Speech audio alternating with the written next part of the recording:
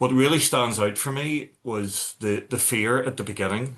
I remember a few people coming to our office on a Friday afternoon. It felt like every Friday afternoon, 15 years ago, and there was two or three people, and the fear was palpable. And the first time I ever heard about the Sperrins was a phone call from someone who will remain nameless and said, I've been intimidated by this company. Have you ever heard of them? Uh-huh. And I said, no, I've never heard of them. And this was a colossal, epic David and Goliath battle, and now to see people coming together, and maybe this is a reflection of what a society has gone through conflict. Is what really unites us is our land, our water, or our mountains, Uh-huh. and people are beginning to see that within this grassroots movement, there's an environmental democracy out there. What is this stuff about nationalism, be it orange or green? It doesn't make any sense. It doesn't help the things that you care about and I care about to survive, to evolve, to flourish, to regenerate. So people are coming together over what matters, what truly matters. It's not what you see publicly. It's all the hidden stories that happen behind the scenes and the inspiration that the determination from the Sparrans is given to people is an international story now. It's not just on this island, it's in this part of Europe and it's also global because you people will be there to the very end. And if the systems of government that you're playing at the minute very successfully don't win, I always remember your words that you're going to use your bodies.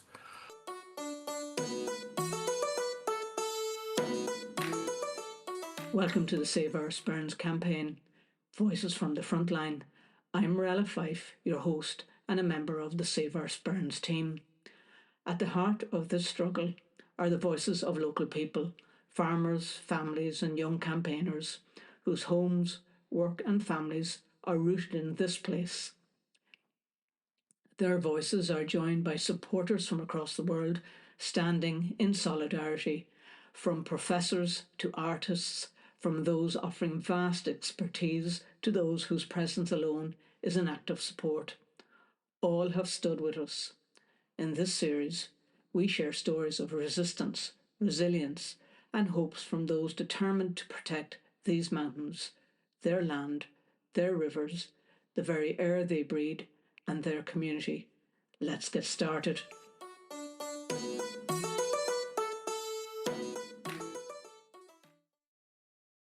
Today, I'm joined by someone who has been a steadfast ally of our campaign from the very beginning, James Orr from Friends of the Earth, Northern Ireland. James has spent years on the front line of environmental justice here, challenging destructive projects and amplifying community voices. His work stretches across many issues, from calling for an independent environmental agency to reimagining how we move beyond extractivism, and most recently highlighting the urgent need for a just settlement for Lough Neagh. He has stood with us in the Sperrins and with many others across these islands, bringing a depth of experience, solidarity and vision for what a different kind of future might look like. James, you're very welcome to the podcast. And to begin, could you tell us a little bit about who you are, where are you today, and the journey that led you to Friends of the Earth here Yeah, hi, Marilla. Thanks for asking me to do this. So where am I today? That's the easy bit. I'm sort of in Killaloe, a wee town sort of southeast of Belfast, 20 miles on the shores of Strangford Lough. Strangford is about 100 yards that way. There's a mad storm today. I was brought up here, dragged up here, and I've ended up back here. And yeah, I love this part of County Down, but I suppose what I really love most is Strangford Lough itself. Um, how did I end up in Friends of the Earth? Well, I sort of have a bit of a background, Morella, in various things. Like bird conservation is was my last job for like 18 years, particularly wildfowl, ducks, geese, Okay. and swans. And then before that, I didn't really do that much, but I was a planner for a short period of time in Scotland. And before that, I had a law degree. Sort of what I do now is a mixture of everything. Uh-huh. So there was no career path. I just jumped from one thing to another. I always wanted to be an archaeologist or an anthropologist. For some reason, that never happened. But Yeah, I'm doing what I'm doing. I thought I would stay here for just a few years in Friends of the Earth, but obviously something fits for me, and I'm very comfortable doing what I'm doing. And yeah, that's who I am. That's where I am. I haven't given too much of myself away. I'm scared of revealing too much, maybe to you, Morel.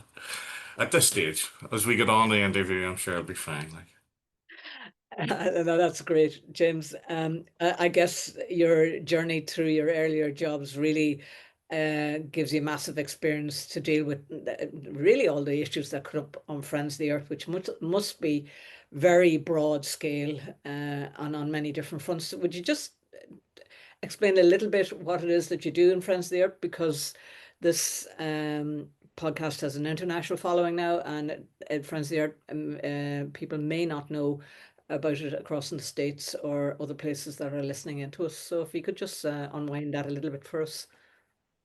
so yeah, I suppose the clues in the name, Morella. I think A, you need to be friendly, if that's not too pompous, and B, you need to love Mother Earth, you know? I don't use much to it. I don't think anything I've done in the past gives me any particular gifts or insights. You know, I think one of the most rewarding things I ever did is when I worked at Castle Espy for 15, no, 18 years, was working in the shop. You know, it was sort of like an environmental shop, but just meeting people and greeting people. Like, you know, there's no mystery to any of this stuff, you know.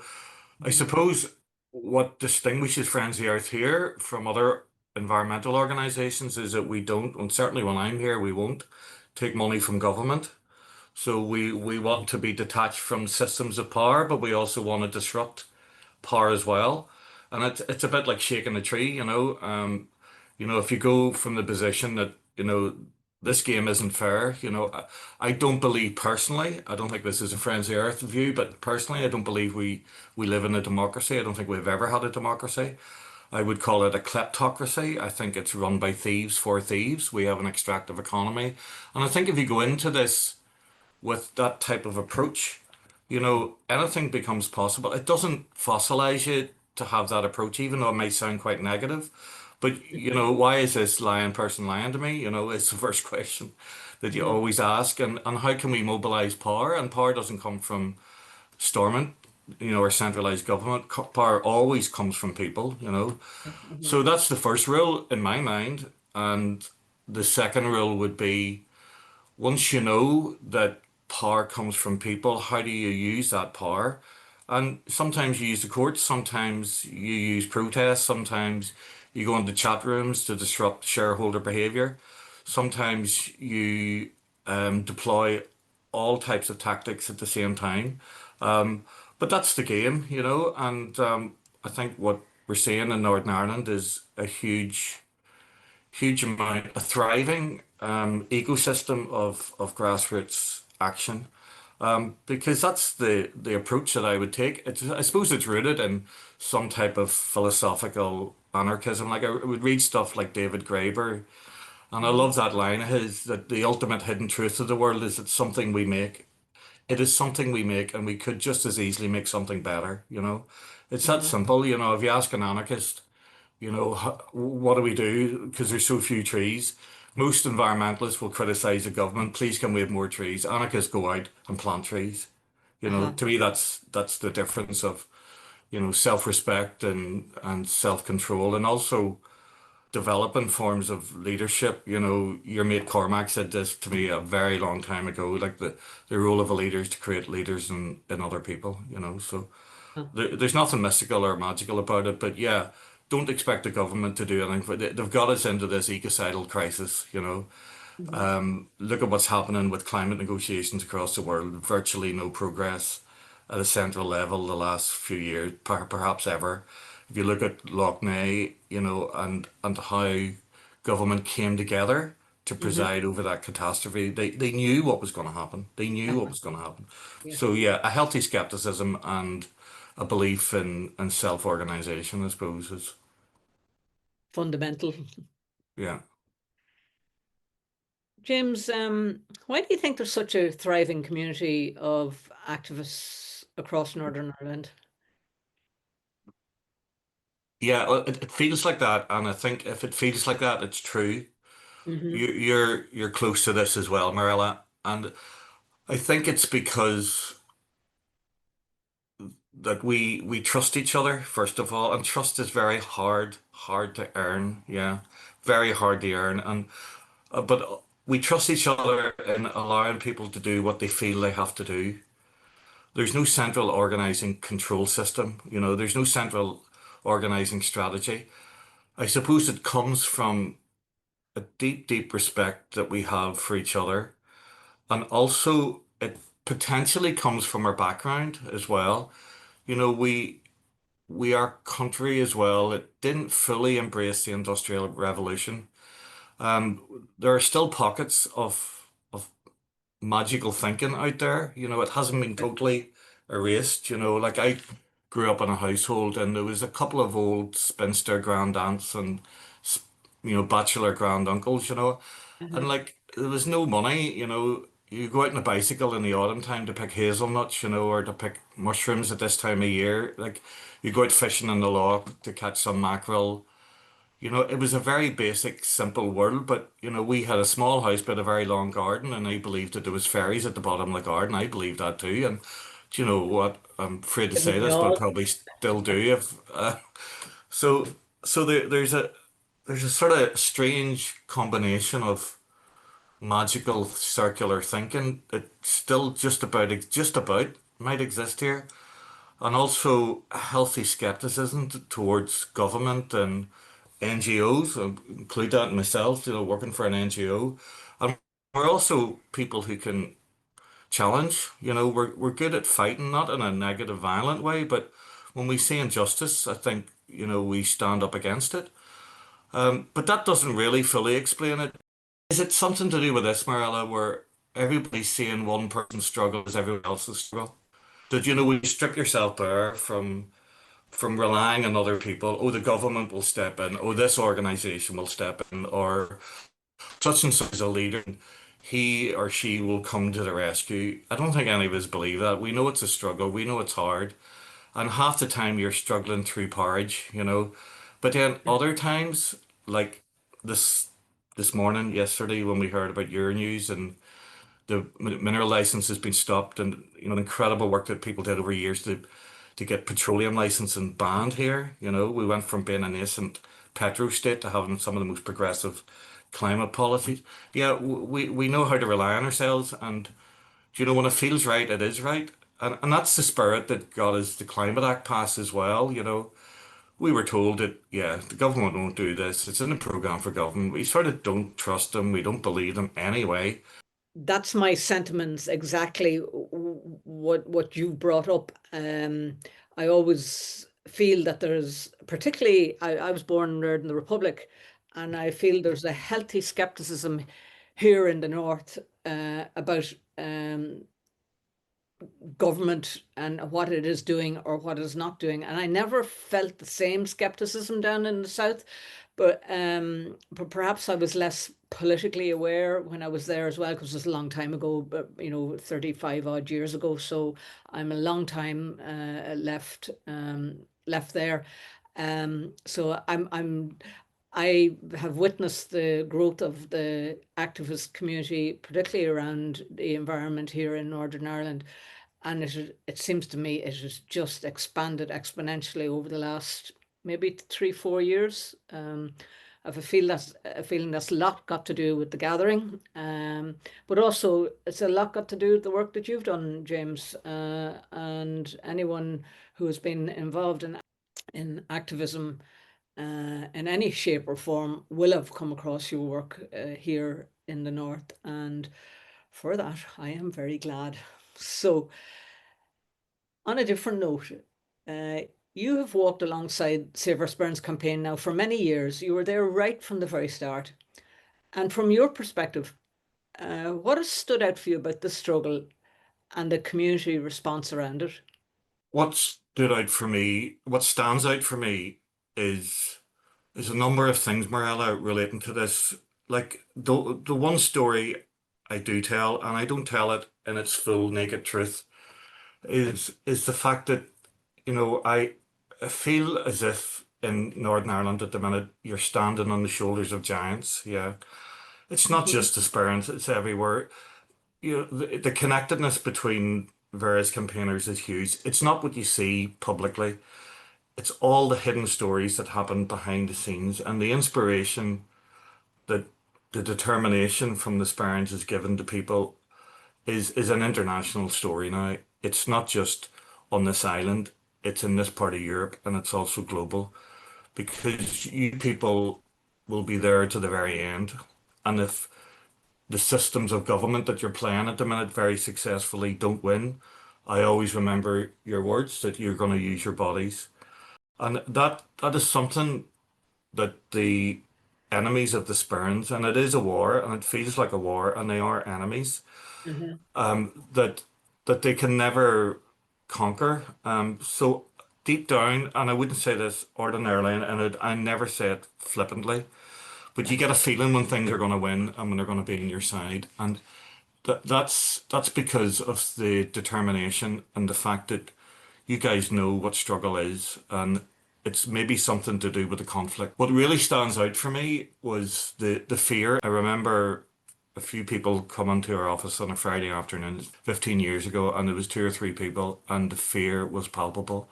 And the first time I ever heard about the Sperrins was a phone call from someone who will remain nameless and said, I've been intimidated by this company. Have you ever heard of them? And Mhm.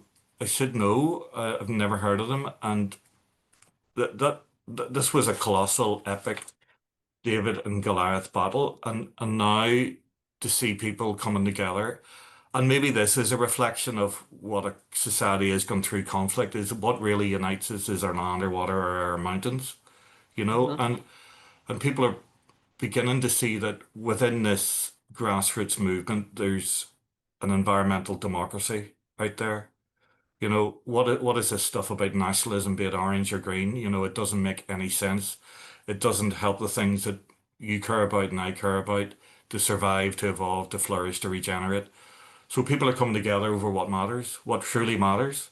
Others. And you think about it, nothing else matters than your water, like nothing else matters in clean air or a future for your grandchildren, children. So this is a huge, huge breakthrough in terms of who we are and how we identify ourselves.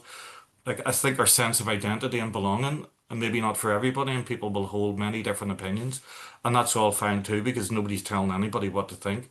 But what really, truly, deeply unites us are the things that this campaign has thrown up. And I do remember a meeting, and it was several years ago, and it was outside in Creggan one evening, and it was people there from various indigenous cultures.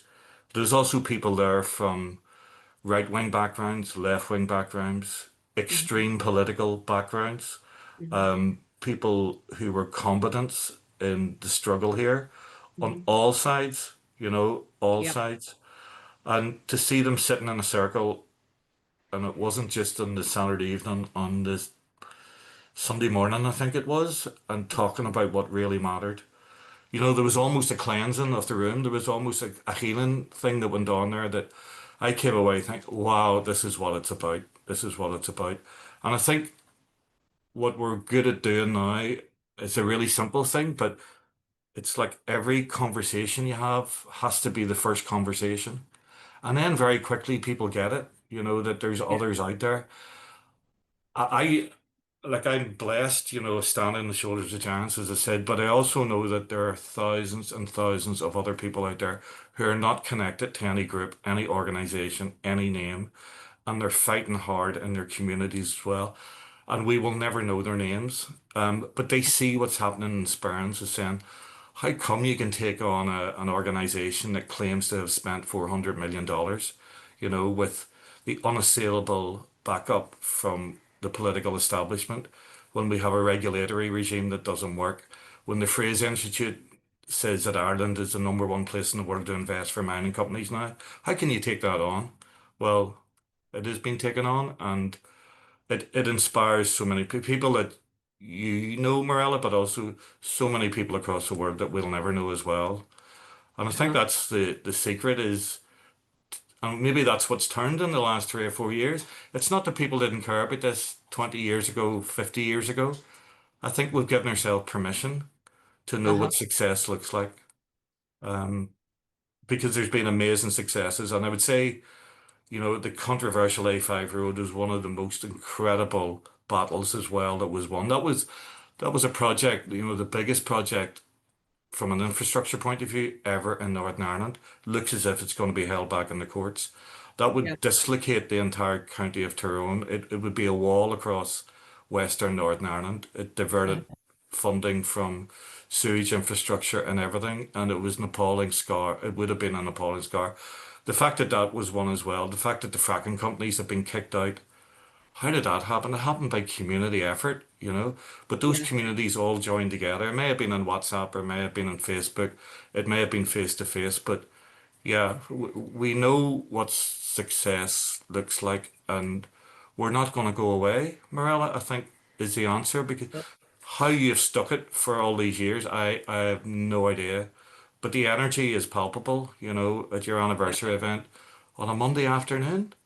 Like Yeah. I've never felt energy like it, it was uplifting. And that energy goes somewhere and it goes to the heart of power and now they're running scared of you. Yeah, it was a truly successful day. I think we'd close on to 150 people there. Thank goodness we didn't have any more because we couldn't have got them in the room. But you're quite right in what you're saying. There seems to be um, we've drawn together around a common concern. It doesn't matter what shape, make, or breed you are. Our common concern is the air we breathe, the water we drink, and the soil we grow our food in. You've often spoken about moving beyond extractivism. What does that mean in practice for a place like Ireland? We've in a sense sold our souls, I think. And it's like to me it's a very visceral feeling of, dirty plutocratic hands going into the soil and pulling everything out of it. It's almost a visual thing when we talk about the extractive economy. It's like the kleptocratic economy, I would call it as well, run by, a colloquium of thieves and people who see the role simply as clientelism. By that I mean just satisfying. The politicians view us as clients, they view us as customers, they view people as objects, and they view nature as the ultimate object as well. And I know this goes back to colonial times, but I also know it goes back to the Enlightenment and it also goes back to religion. So we have a combination here of very strange features, manic nationalism on all sides, Judeo-Christianity on steroids, post-conflict society, which says, yeah, we're open for business now, take what you want. Thank God we have peace. You weren't allowed to talk about the soils of the earth or anything else during the conflict. And now you're not allowed to talk about it in case it detracts from the peace process. So it's like there's a recipe out there for the kleptocrats and the plutocrats, to say, yeah, just take whatever you want. Uh-huh. And it's just not compassionate. It's not the society that any of us want to grow up in, and it's almost taken for granted and never talked about, Morella. So I think we need to name it, and unfortunately nobody knows what neoliberalism means. It's a terrible term anyway. It's not neo, it's not new, it's not liberalism. When you talk about capitalism, you're automatically put on a spectrum of left and right, and I'm going to spend my life trying to fight my way out of those linear thought cages as well. But what I do feel is that we've given over our country to big agri corporate polluters who take the health from the soil and leave the shit behind. We've given it away to illegal quarries. Now, these are not necessarily big foreign companies. These are the boys who live down the road. And you just have to fly into Northern Ireland and just see how it's littered with holes in the ground. And now we're an export hub. We're an export hub for animal protein. That goes primarily to England, but also Europe and as far away as China. The results of that are catastrophic because the farmed animals need to be fed in soy. The soy comes from South America. We're cutting down the rainforest, destroying the cerrado habitat. It's been shipped into Belfast Port. It's the biggest income for Belfast Port. And then it goes into caged animals, and the soy is so rich in protein, it's excreted out. The protein goes elsewhere. The large corporates get their money in Japan or sorry, Brazil or North America, and the shit stays behind. And that's the model of, the quarrying industry now too. It's rampant. And thank goodness there are many people out there seeing the connections between mining and quarrying as well, because it's very hard to disassociate the two together. And Mhm. that's classic extractivism, that let's take what we can. Most of the sand that's taken out of Lough Neagh is made into concrete to build London. England isn't going to put up that amount of quarrying, but yeah, Uh-huh. we've become that sacrifice zone as well. And then the quarries that are dug out often illegally end up being filled in with illegal waste that we've seen in the Boy. Often these companies are rewarded with subsidies. If you look at the economy of Northern Ireland, it's very close to environmental crime. The waste industry, the quarrying industry, the mining industry, the diesel fuel laundering industry. A lot of it is focused on the border as well. And I think there's a question there about what borders could be like. Are they places of renaissance or peace building, or are they places of exploitation? I think our border is it's just classically become that zone of complete and utter environmental exploitation. There's other factors as well, the harvesting of peat bogs that's illegally exported, the conifer plantations around the border, where the data center is going to go, where did the fracking companies try to set up on the border, because they play one jurisdiction off against another. And, Mhm. and that's a place as well where paramilitarism still runs riot. So you have all these factors that make us very vulnerable and very insecure in a domestic economy that prides itself that all the parties have virtually no difference and exhibit virtually no difference in terms of their policies. Uh-huh. And then you have predatory vulture capitalism internationally intervening as well. So, yeah, we need to talk about this, Marella, and we need to talk about it better than I can, but the roots of all this go back to carve-ups, political carve-ups, sectarian carve-ups, economic carve-ups, dividing and ruling people that we're seeing at the minute with the far right. It's classic territory to distract us. And they've been very good at it for years. And, the emperor's no clothes anymore in the circles that we operate in. We're beginning to see this, we're beginning to see that you're not acting in the public interest. The idea of public interest doctrines or civil servants work in the public interest, it just isn't happening, and it needs to be called out, and it is being called out at the minute.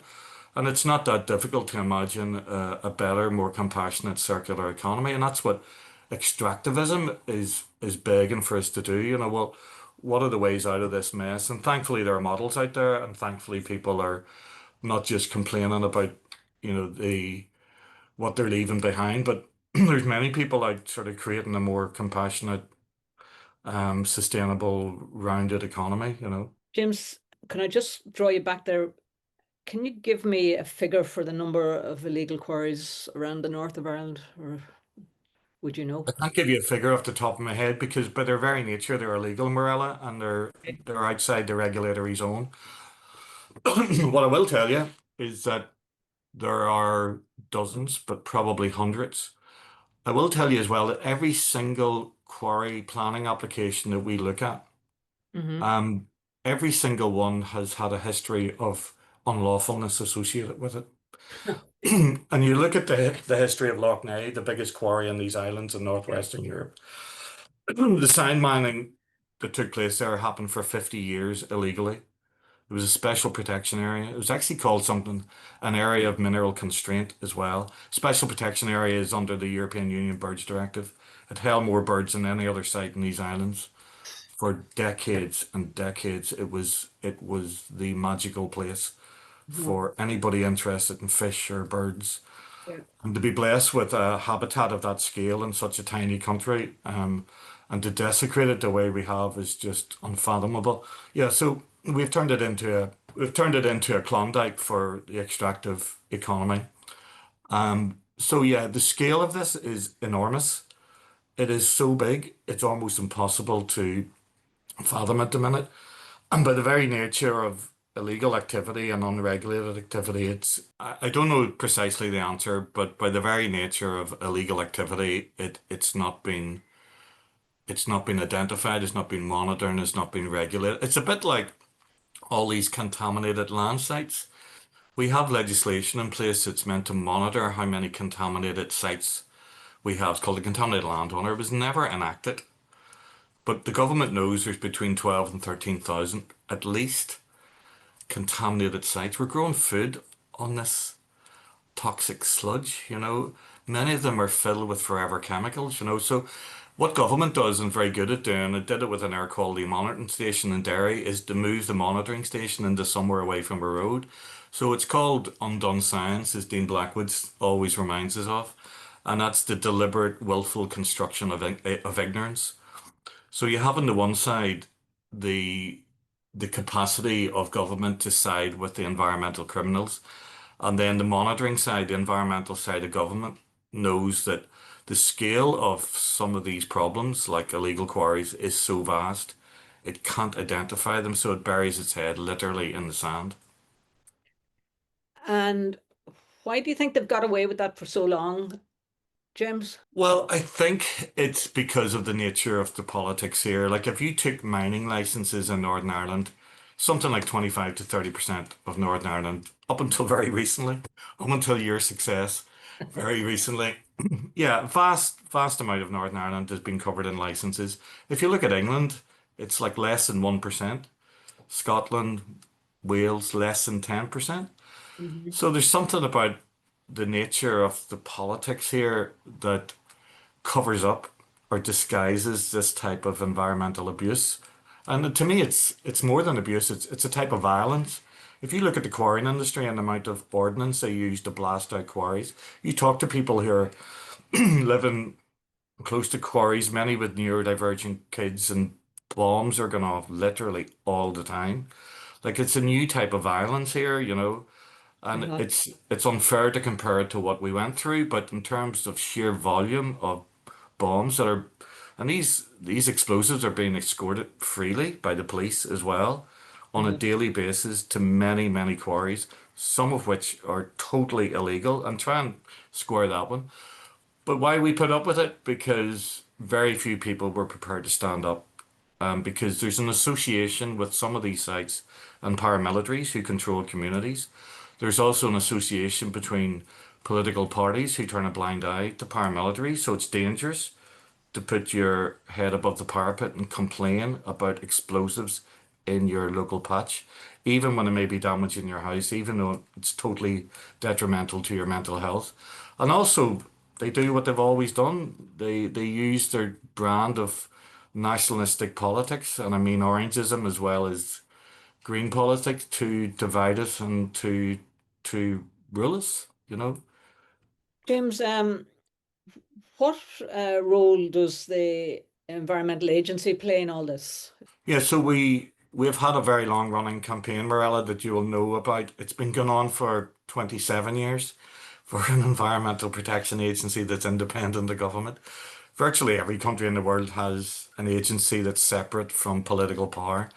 But they're very clever, or they thought they were clever about 10, 15 years ago. They put the agency, the Northern Environment Agency, into the same department that was promoting environmental damage, and that was the Department of Agriculture, Environment, and Rural Affairs. So, these things don't happen by accident. These things are very well orchestrated and very well planned by government who wanted to neutralize the effectiveness of any environmental protection. Yeah. So, about 10, 15 years ago, they did this. Then they developed the Going for Growth strategy, which was changing agriculture forever from family farms to a massive expansion into factory farms owned by many outside companies.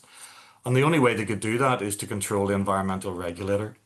So, yeah, you have a tiny department within a huge department that's meant to regulate its own department. And obviously, under ministerial or civil service control, that is one way to capture the regulator. So that's why the term independence is totally crucial in taking environmental regulation out of central government. But the real environmental regulators, as you know, Marilla, and you know many of them, are the communities on the ground themselves. That's what's had to happen. People taking authority over their own spaces and their own places. Because very quickly, when you take a phone call, and we get phone calls every day in the office, a new campaign, a new issue, a new problem, it's really hard to manage all that. But very quickly, people come back and say, but hold on, do we not have a planning system that's meant to regulate these issues? Do we not have an environmental protection agency in the form of the Northern Ireland Environment Agency? And why do they behave the way they do? And this is no reflection on the caliber of the people who are working for these, but structurally and instrumentally, they were designed to fail. And very quickly, people realize, well, I have to take responsibility. It's not what it's meant to be like, you know. But even if we do get an independent environmental protection agency, Marilla, it'll still suffer the same abuses that every other one does across the world. So I'm afraid we're not going to go away. We're campaigning for it because it's going to be progress, but we're also aware that communities on the ground have the wisdom and the knowledge.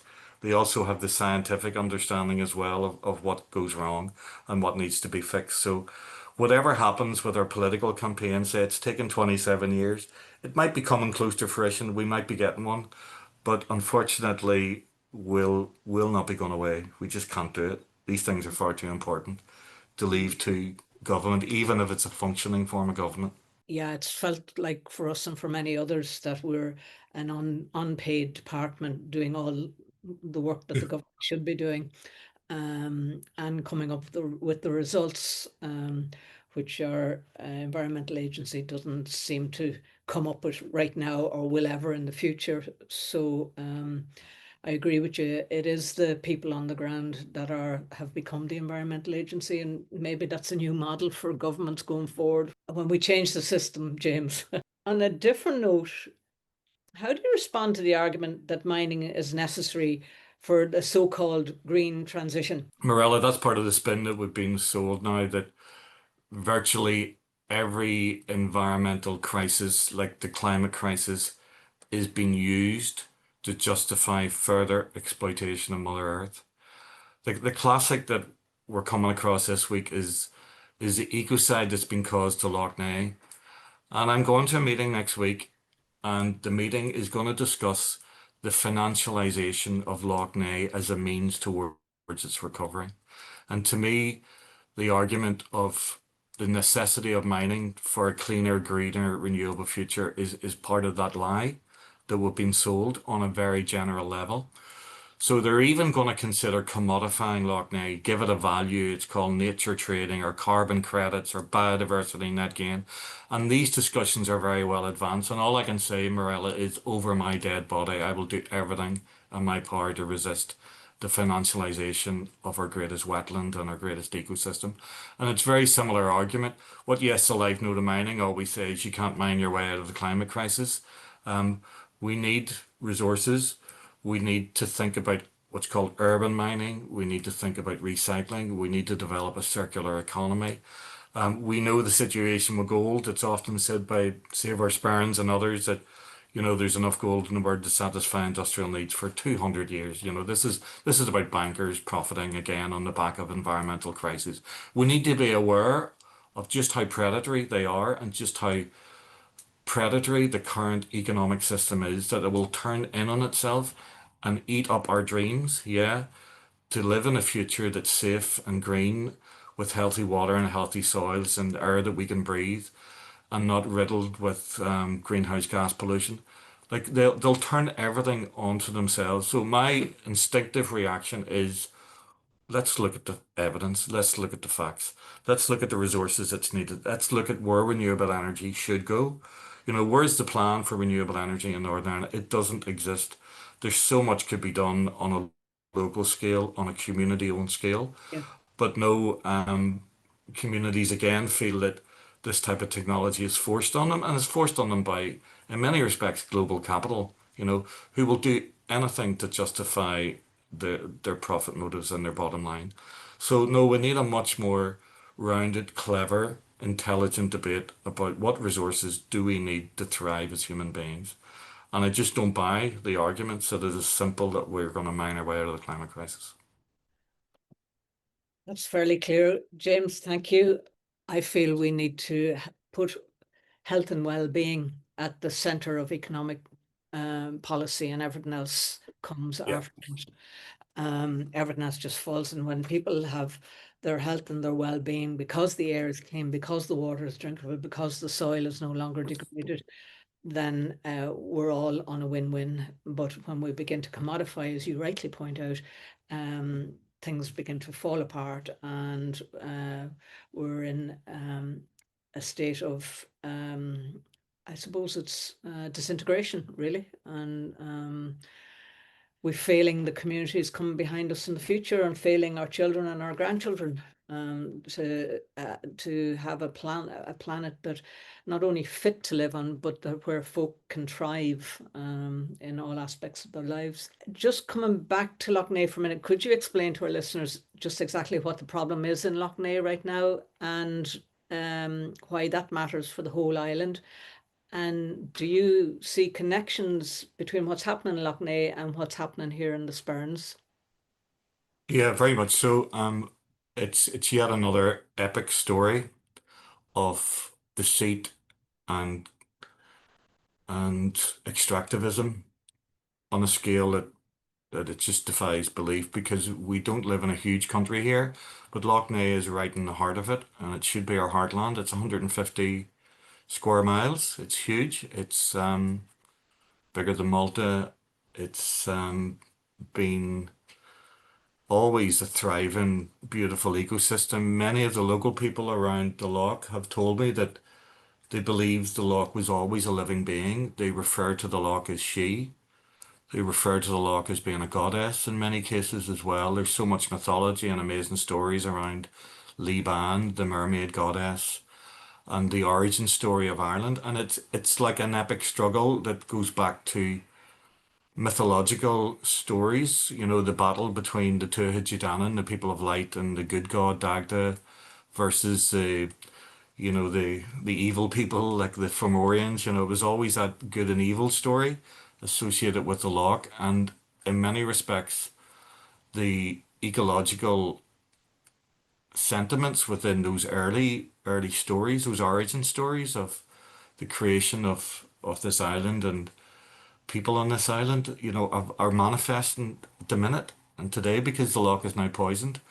I said to a journalist a couple of years ago when we saw the catastrophic algal blooms, this isn't the loch turning green. This is like porridge. Yeah. This is so thick and so disgusting that boats can't get out. Fish can't survive in it. Most of the loch becomes deoxygenated. Cyanobacteria flourish, and this is like bacteria that can be very toxic. They'll kill animals. They're very toxic to human life. Hmm. And and they were like an origin bacteria, going back 300 million years. And it's like the loch is calling out and saying, you polluted us to the point where we can't survive anymore. Two-thirds of that pollution comes from animal waste, say factory farms, Hmm. poultry litter, pig slurry, cow slurry, and then a third comes from human waste, and that's because we haven't invested in sewage infrastructure. The solutions are really simple, Marilla. Despite all the guff, like the story of Lough Neagh is the story of everything, Hmm. because there's action plans here and there. Every group is trying to jump on board. Lots of research and money's been thrown at Lough Neagh. Hardly anybody is talking about reducing the amount of phosphorus going into the loch. Phosphorus is a key ingredient that's driving the catastrophic algal blooms. Add to that the mining of the bed of the loch, like over 1.5 million tons a year, are extracted to make concrete, to build London, to build roads outside this country. A lot of the material, most of it is being exported. Again, you just see that whole extractivist model where they're digging out and taking out the bed, the living bed of the loch, and then they're dumping the loch filled with toxic waste. So the loch is screaming at us. Like, to me, it's an example of what happens to the world. It's not just one crisis and another crisis added together. It's systematic. It's what some people would call a polycrisis. So the loch is an embodiment of this global polycrisis. But I also believe as well, Morella, and I'm not making this up, because everybody has to be positive these days. Some days I'm walking through porridge, other days, I'm on the crest of a wave. Life isn't like that. It's not binary. It's not. But I also believe that Lough Neagh is screaming at us, and it'll be our reckoning, because it's also exemplifying a resurgence. People get this. Women get it in particular, like the women who swam in Lough Neagh during COVID and brought their kids there. Like, I always say this, and because it touched me so deeply. There was so many clubs set up. People couldn't go to the swimming pools, and then they discovered the joy of being in fresh water with their families. it was healing them. It was like the center of this country was calling people in, and was now they can't swim. Yeah.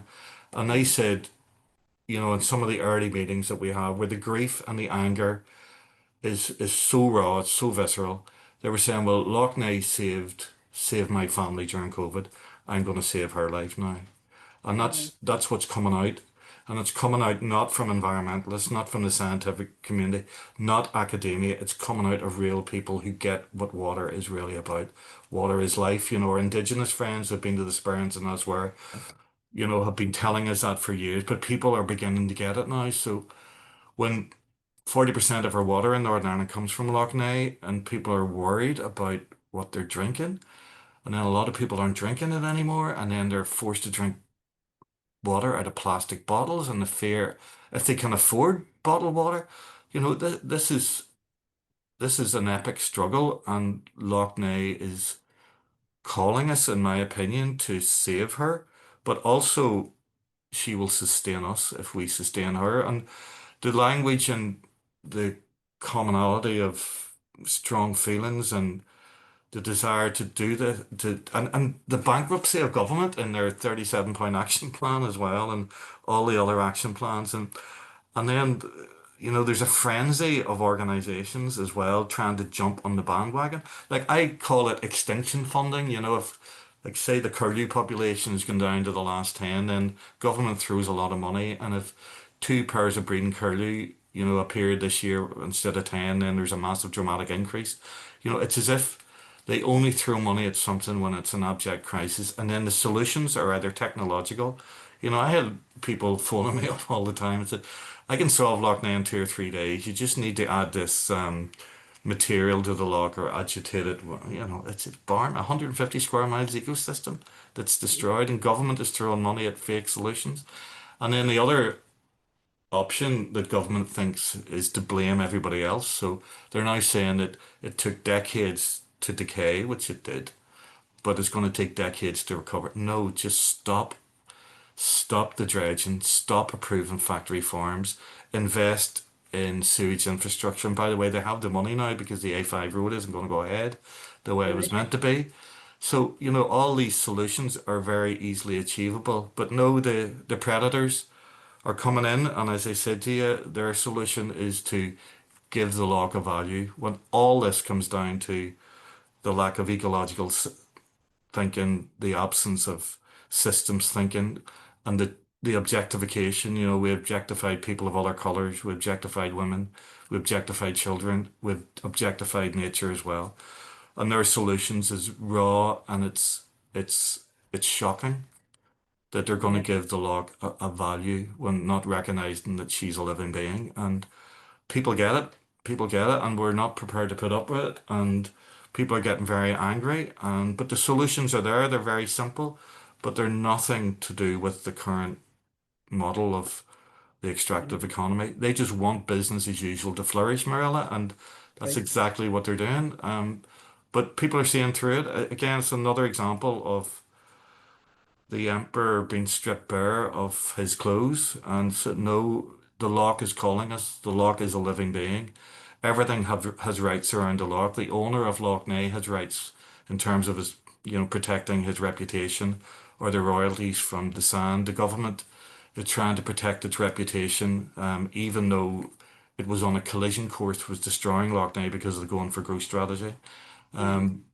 Many people involved in rescuing the loch are involved for egotistical reasons and for organizational reasons. And when you see that and you see what's truly happening, then you just need to listen to the loch herself. Yeah. And the loch is calling us to do something, and that something has to be a reckoning. It has to be a resurgence. And I see glimpses of that resurgence. And if we tell ourselves the story that the loch is with us and trying to sustain us, if only we could sustain her, then I think ultimately we will win that one. But it's a hard one because it's not one corporation. It is the poly crisis. It's about how we grow food. It's how if we grow food that involves pollution on that scale, then maybe there's something wrong with the model of how we're growing food. It's about how we build buildings, because if it's all to do with cement and concrete, in the future and less sustainable forms of construction, then maybe we need to think about new ways of building materials that are more sustainable and buildings that are more sustainable. It's about our economic system, in terms of what we give back instead of taking all the time. The Loch is calling us to rethink everything and to transform ourselves. Like to me, it's really obvious as well, and I wish I'd known this a few decades ago that like if we listen to nature and understand or try and understand how nature works, and that just brings us to what people like Catherine McCabe and Nora Bateson would say about um, social ecology and systems thinking and not having straight line linear solutions to any of these problems. Everything is interconnected. Everything is Yeah. about relationship, and every relationship is about connection with other relationships as well. And when we try and put ourselves in that position, I think it was Gregory Bateson who said, all the world's problems are as a result of the difference between the way the world works and the way people think. So we're looking at Lough Neagh as an object, as a thing, rather than a living creature that's dependent on so many other relationships and connections. And the way out of this, I think, as well, is to try and adopt, and I know it's very difficult. Like John Moriarty said, to deconstruct our Western mindset, for many people, it's like walking backwards across China. It's that difficult. But kids are born this way, it's just our education systems and our religious systems and our economic systems force everything into linear binary choices. But people aren't like that. Children aren't like that. Lough Neagh isn't like that. And that to me is where the true resurgence is taking place. I think we can give justice to Lough Neagh, but also forces us to rethink how we perceive nature and ourselves. It's a huge shift for us, for humanity to move from the economic model that we've all inadvertently bought into. All of us, we can't deny it, and that um, for that shift to occur requires a new story. We only ever hear the economic story, and that's the way the world is. And when we start to speak from our heart and we put health and well-being at, at the core of what we do, then the solutions will be found really quickly. But as you say, when everyone in is going in with also another item on the agenda, which is prioritizing that item instead of actually helping Lough Neagh that's crying out for help at the minute, that's what we'll get if that's allowed to continue. We cannot apply reductionist thinking to something that is such a peril at the centre of Northern Ireland. Going forward, Northern Ireland often feels left out of the bigger conversation because of the nature of our geography here in these islands. Do you see a role for us in shaping climate and biodiversity justice at a national or an international level? Sort of a question that will go along with that is, do you think it's important to have alliances and solidarity between communities and NGOs, international networks, to face down corporations such as Dalradian, the extractive industries that are tearing apart Lough Neagh, and also and not only here in Northern Ireland but across the world? Yeah, I do think there's sparks of renaissance that others can think about. Um, I think having such a perfidious government and an anti-environmental government and an anti-well-being government has almost given us the freedom to think about new opportunities, Morella, that other people can share. And the key thing is about relationships. That the power that we have, the power of community comes from relationships. But it's also those relationships that build other relationships. And we need to talk about that a lot more and be a lot more coherent. And some of those relationships can form alliances and coalitions. Many of them are based on trust that we talked about earlier. Yeah. But when you do come together with unusual suspects, say for example, resisting the far right at the minute in Belfast, Friends of the Earth is very proud that we're sitting side by side with colleagues who are fighting for racial justice. Yeah. Yeah. We don't see any difference between environmental justice and racial justice and Yeah. climate justice. I'm going to go further, and I'm not sure whether this is shared by the rest of the organizations and the Friends of Our Family, but I do believe that environmentalists won't save the environment. I think we need to get rid of the word environment as soon as I agree possible. with you. I agree with you 100% because I'm gonna get an honesty box in the office, and I'm gonna say anybody uses the word environment today has to put a pound into it. yeah, Um, because this is about humanity. We all know that the earth is going to look after herself. She'll shake us off when we become far too nasty. That's what Lough Neagh is saying to us at the minute. So we need to make alliances and unusual alliances. The best campaigners that I know are often secreted within government, believe it or not. They're fighting internally. There's not many of them, but goodness me, they know how government works and they can accelerate a plan or an idea to disrupt a Dalradian or anything else within seconds. That can take campaigners on the ground maybe 2 years to work out. They've yeah, worked out a strategy within seconds because they know where the berries, sorry, they know where the bodies are buried. And it's yeah, that fear of being exposed, which is really important. So yeah, we need to shift beyond environmentalism. I'm going to say something as well in terms of the rights of nature movement that has been interesting me for the last 6 months. That Northern Ireland has had a flourishing rights of nature community. You know, we're one of the first places in Europe where councils pass rights of nature resolutions. I think we also need to remind ourselves of our humility and even thinking that we can afford rights to nature as one species when we are nature. So there's something in my head at the minute about moving beyond the rights of nature to afford, say, places like Lough Neagh or the Sperrin Mountains, the rights to own themselves. No, rather than this idea that we act as guardians or nature is at the top table of the business group, that that we need to think about giving title to nature itself. And where I'd like to take this is thinking about, a network of small sites across Northern Ireland. It may start with people who have half an acre of native woodland or a wildflower meadow, or even an orchard, or even a backyard, with a few apple trees, or, maybe a mountain that is yeah, 10,000 hectares. Joining these places up and giving them inalienable rights to own themselves, an inalienability with in perpetuity will protect that land forever. So it's more than just an easement on a piece of land, if you know what I mean. I think it yeah, goes to the point where, the idea, and some of this is coming out of North America as well, and South America, the idea of land owning itself. I think that's the perceptive change that is going to absolutely. radicalize the entire rights of nature movement, but also ourselves, and decentering the human from this debate is not about decentering humanity. It's actually enriching humanity, in my opinion. That if we can decenter ourselves in these discussions over, okay, I'm going to put a pound in the honesty box, decenter ourselves in relation to conversations about the environment, whatever the hell the environment means. Of course, it doesn't mean anything. It could mean business environment. It means that Yeah, something's out there. It means something separate. Even terms like we are part of nature, are increasingly irritating me at the minute. You yeah, know, even terms like we are, isn't it obvious?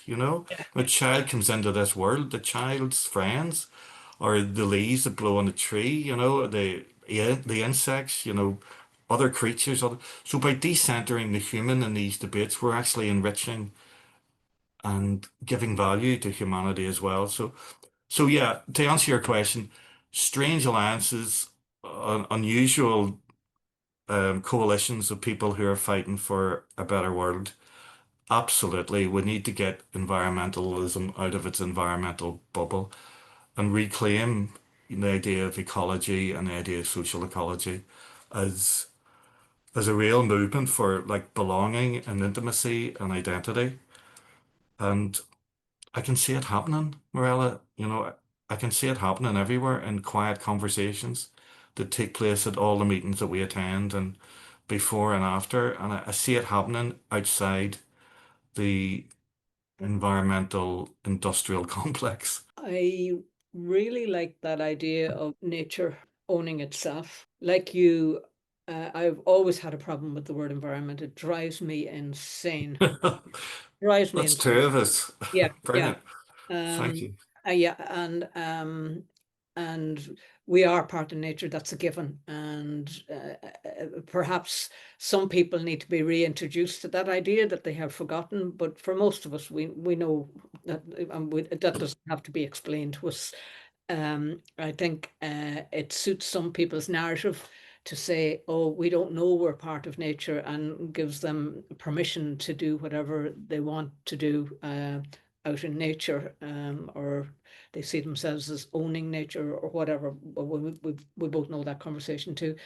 But I really like that idea of um, joining up small bits of ground here and there all over Northern Ireland and everywhere in the world. Yeah. Starting in our own little arena here, and allowing something to exist in perpetuity. And I would know many people would be interested in that and how it could be legally set up going Yeah. forward. I think it can be legally set up, Morella, and there is a beginning of a small movement in relation to this, and lawyers would be able to help in Well, I'd be establishing very that. So much, maybe that's I'd be something we very should interested. work on together. Yeah, You I'd be know, very interested in that conversation going forward, James, because I could see a really a great possibility for it.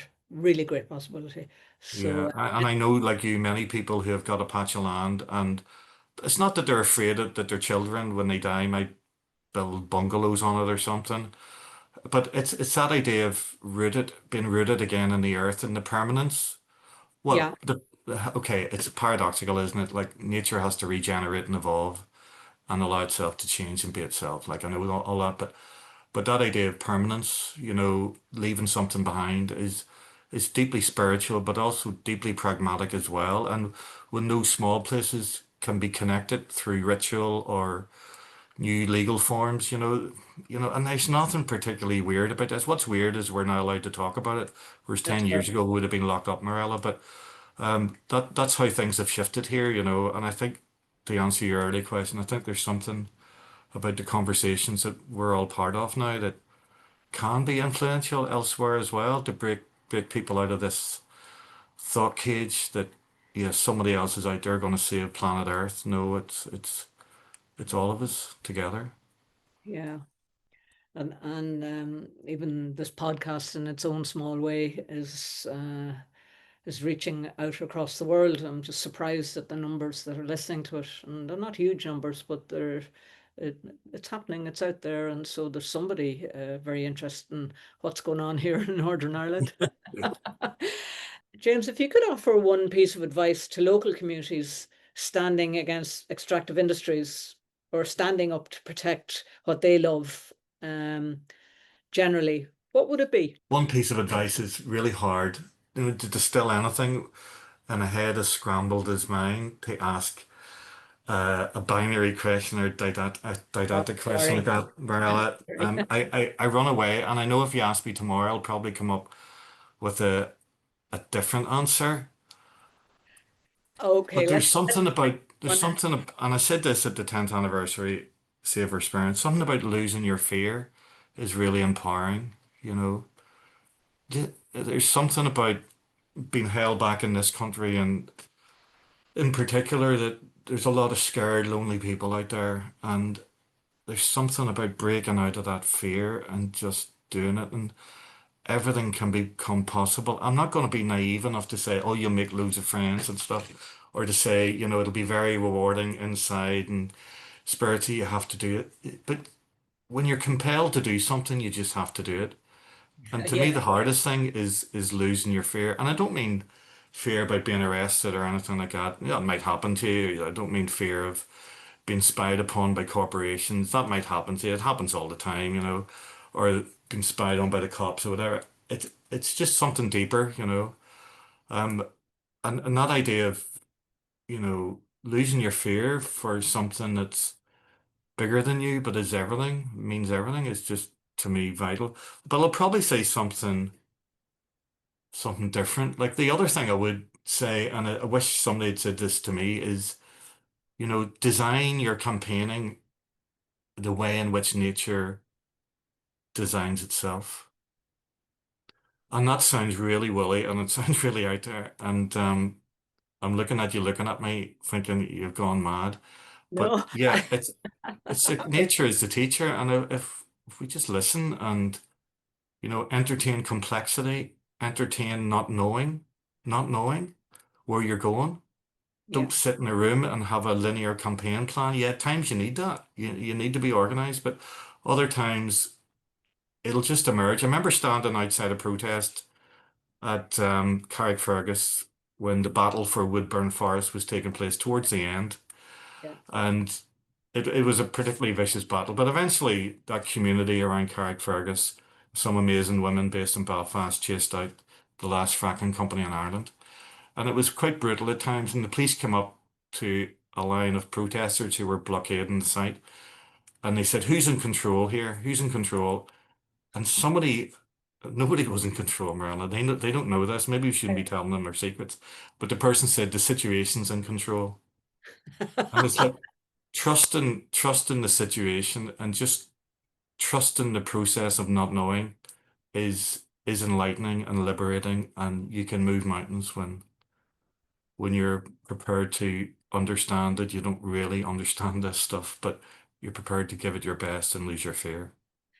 yeah. And I think that's as good an answer as anyone could have given, James. Trust the process and just follow your curiosity, follow where you need to go. And really, Yeah. I suppose myself, that's what's guided myself. Just trusting. I feel I want to get out of bed every day to be at it. It feels right for me. It's as natural as It's as natural as breathing. Um, Yeah, yeah, And I was speaking to someone a day or two ago, and they were saying, Marilla, hope is one thing, but hope is a false security. Because even if you don't have hope, it you still need to resist. You need to resist what's happening. yeah. And if it's like if you stop breathing, you die. Well, if you stop resisting, you die. So you just wear it as part of who you be, and day after day, and celebrate and enjoy the small victories. And Yeah. Because uh, it does feel like a war, doesn't it, what a Morella? But oh, also it it's a absolutely war. is. It's a war you fight as much as possible with a smile on your face, Yeah, yeah, because we know what we want. And it's not false hope. It's not simple hope. It's that idea that we know the world could be better. yeah. And and we need to fight back and we need to resist because it does feel like a war. And it's coming from the heart. We don't have to be paid to do it. Yeah. The payment doesn't come into it. It just comes from the heart. And I know over the course of the campaign for the last 10 years or whatever it was, the amount of new friends I've met all across Northern Ireland and the Republic of Ireland and across the world as a result of it, and that's so rich.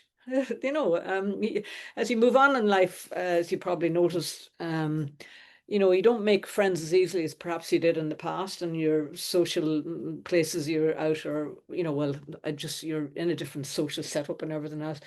And so, each new friend is a gift, um, Yeah. and they're people of like-minded and like values, and it's just great. And it's the diversity as well that gives the strength, isn't it?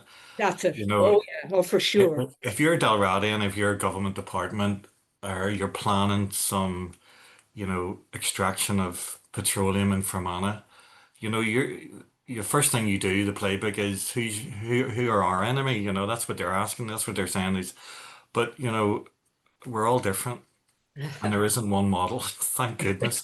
And we're very, very diverse, and that's our strength, and that's a lesson from nature as well. Nature based on diversity and the system being bigger than the whole of the parts. And once we start excluding people because we don't like them, or maybe they've said the wrong thing, or maybe Yeah. in the past, there was a Facebook post or something. Well, we need to wise up. We need to build a movement that's strong and diverse, and recognize that what we have in common is much more important than singing from the same hymn book. And James, so is there anyone you'd recommend I invite onto this podcast to share their thoughts and perspective. Well, I mentioned her name earlier, and she's truly remarkable. In fact, her sister's truly remarkable too. We were really struggling, Morella, you know, 10 years ago. Uh-huh. Campaigns weren't working. We couldn't get a climate act, we couldn't get an EPA. There was very little action on the ground. And we brought into our circle an amazing woman called Catherine McCabe, based in County Monaghan. Right. And Catherine transformed our thinking. It was her who said, embrace not knowing, You don't need to know. You don't think you need to know anything, but Yeah. just trust and believe that, if your heart is open, then there's endless political and campaigning possibilities. And she deconstructed our thought cage, yeah. So Yeah. I couldn't recommend her enough. Okay. I And her remember. sister, do you know Remember. her? Yeah, we met them down at. Do you remember that castle place we were all gathered one time years ago? Oh, yeah, yeah, yeah. It was Catherine there. Well, Catherine and Rebecca, wasn't it? And Rebecca, yeah. And Yeah. Rebecca's now working on Lough Neagh. I don't know if you know that. No, I don't. She Ah. ran an event with us last year called Who Speaks for the Lough. Oh yes, right. Okay, so that's all right. The Okay. two of them are very different people. They come at this from very, very different perspective. Yeah. But I couldn't recommend Catherine. I'm saying that like I haven't spoken to her for 5 years, like, but But yeah, she's fascinating about how change happens, and she can articulate this so much more coherently. okay. No, that's great. I'll perhaps after this you'd send me over her email. And then our very last question, James, what gives you hope in the midst of all these struggles that you've seen over the years? I've been trying to think of one or two things that give me hope. Is is the fact that I'm lucky, I'm blessed. People phone us up all the time, yeah. And not a day goes by when somebody new emerges out of some townland or some street in a city that you've never heard of and reminds you why you're there and tells you a story that is both distressing and uplifting. So it's not standing on the shoulders of giants, it's maybe riding the crest of a wave by the fact that people want to do something. It's that quote again by David Graeber, that the ultimate hidden truth of the world is something we make and could just as easily make differently. And Right. people are out there now, and I think it's maybe emerging from the success of the fracking campaigns and the mining campaigns here that people are now aware that they can change things. And I meet these people virtually every day. So we're very lucky in Friends of the Earth with the team we have and being trusted by people. That's not to say we can do everything. It's not to say we can help it. It's just not, there's not enough time in the day, but that's that's an amazing position to be in. Yeah, feel very blessed. There's so many random people out there now. Lift the phone. And then, if you go into a community, like, things are changing. People are running community gardens and they're exchanging stuff and they're making stuff in men's sheds or whatever. Like there's just so much grassroots positive activity. We're on the other side and we're trying to stop the bad stuff. But for everybody trying to stop the bad stuff, there's somebody trying to create a better world. So I Yeah. can see it now. Couldn't see it some years Okay. ago. Well, that's so great to hear. James, I just want to thank you for standing with us through thick and thin. You've been there for us in the Sperrins campaign, and it means so much to know we've had your steady support. The work you've done from keeping the call alive for an independent environmental agency to speaking out for Lough Neagh and always backing communities on the ground has made a real difference. We are deeply grateful to you for that. And thank you for coming onto the podcast today. It's been a pleasure, Marilla. Thank you.